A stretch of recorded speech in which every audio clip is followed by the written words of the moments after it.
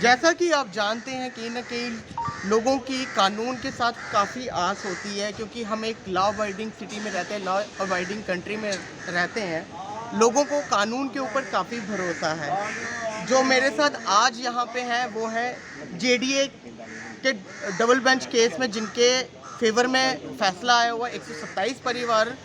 उन 127 परिवारों में से कुछ परिवारों को तो ज़मीन मिल गई है, लेकिन कुछ परिवार अभी भी डीसी ऑफिस के चक्कर लगा रहे हैं, और वो किस लिए चक्कर लगा रहे हैं ये आप सब खुद ही जान लीजिए। दिसंबर का ये फैसला था जिसमें 127 परिवारों को ज़मीन देनी थी। उसमें से कुछ परिवारों को ज़मीन मिल गई और एक एंटी एनक्रोचमेंट ड्राइव भी स्टार्ट हुई, जिसमें से 73 मकानों को ज़मीन मिल गई, और बाकी के जो लोग हैं उनकी कहीं ना कहीं ज़मीनों की बात अभी तक नहीं हुई। तो सर, सबसे पहले आपका नाम? मेरा नाम सुरजीत सिंह राठौर है और मैं भी एक अलाटी हूँ उसमें से। तो राठौर साहब, आपने देखा होगा कि पहले तो आपके हक हकूक़ के लिए लोग निकले, उस वाले पक्ष से भी लोग निकले, कहीं ना कहीं फैसला जो कोर्ट का है वो आपके फेवर में आया, आप लोगों के फेवर में आया। फिर ऐसा क्या हुआ कि जो कोर्ट का आया हुआ ऑर्डर है उसके खिलाफ भी अभी तक प्रशासन कार्रवाई नहीं कर रहा? यही बड़ी हैरानगी की बात है कि जब कोर्ट का एक तो पहले जब हमारे अलाटमेंट हुई हमें हुई, तो उसके बाद ये सब्जिस को केस था, इसलिए हमने कुछ कार्रवाई कर नहीं सकते। हम रोज़ जेडीए के ऑफिस जाते थे तो वो यही कहते थे क्योंकि केस कोर्ट में है, हाई कोर्ट में है, तो इसलिए जब तक इसका फैसला नहीं होता तब तक हम कुछ नहीं कर सकते। लेकिन 12 दिसंबर 2021 को डबल बेंच में इसका फैसला आ गया, जिन्होंने उन जो एनक्रोचर से उनकी जो पिटीशन थी वो डिसमिस कर दी।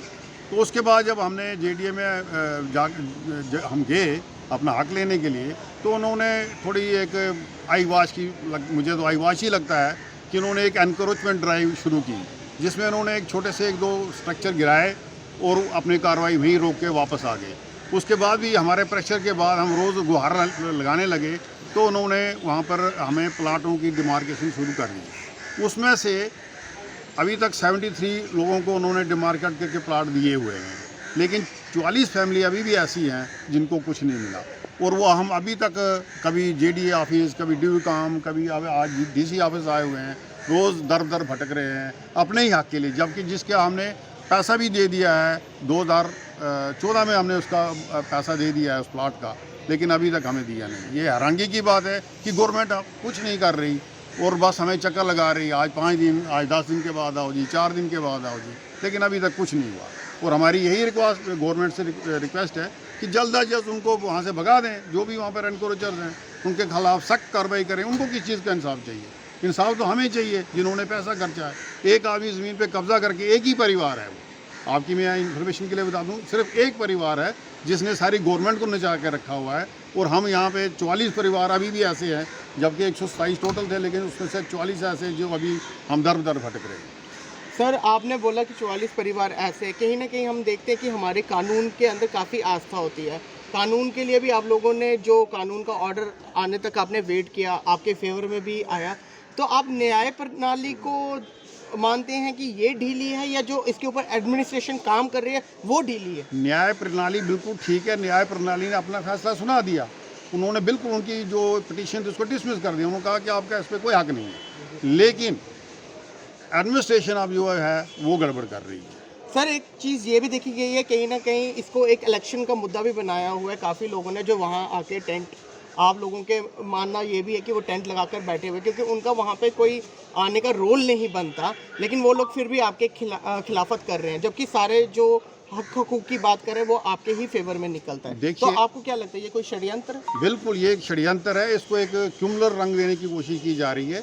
एक परिवार के पक्ष में डिफरेंट पॉलिटिकल पार्टीज वहाँ पे आ रही हैं। अरे किस लिए? एक आदमी ने आप ये वो भी जानते हैं, वो भी अपनी स्पीचेस में यही बोलते हैं, हाँ जी इनको सिर्फ ये न्याय मिलना चाहिए। देखिए जी, इनकी सर्दी में मकान तोड़ा, अब गर्मी आ गई, आप कहें गर्मी में कहाँ जाएंगे, फिर बरसात आएंगी, वो कहाँ जाएंगे?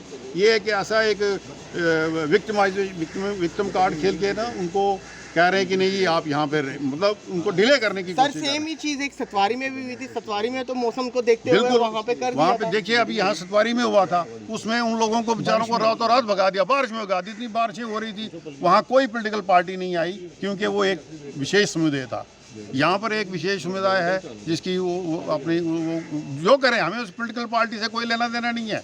वो चाहे उनको जो मर्जी कहीं भी जन्नत में उनको ज़मीन दिलाएं, हमें उससे कोई फ़र्क नहीं पड़ता, लेकिन जो हमारी ज़मीन है वो हमें खाली करवा के दें। हमारी पॉलिटिकल पार्टी से भी ये रिक्वेस्ट है कि भाई आप क्यों अननेसेसरी ये एक ऐसा काम कर रहे हो जो आपको आने वाली जो पीढ़ियाँ हैं हमारी, जो सदियों आगे आने वाली हैं, उनको खजल कर रहे हैं।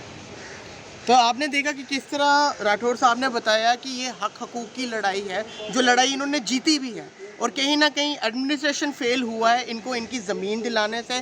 किसी ना किसी तरीके से वो एक कम्युनल रंग देने की कोशिश कर रहे हैं। ये इलेक्शन के रिगार्ड में ये चीज़ है या इन लोगों के साथ कोई षड्यंत्र खेला जा रहा है, आप कमेंट बॉक्स में ज़रूर लिखें। मेरी तरफ से इतना ही। जय भारत, जय हिंद।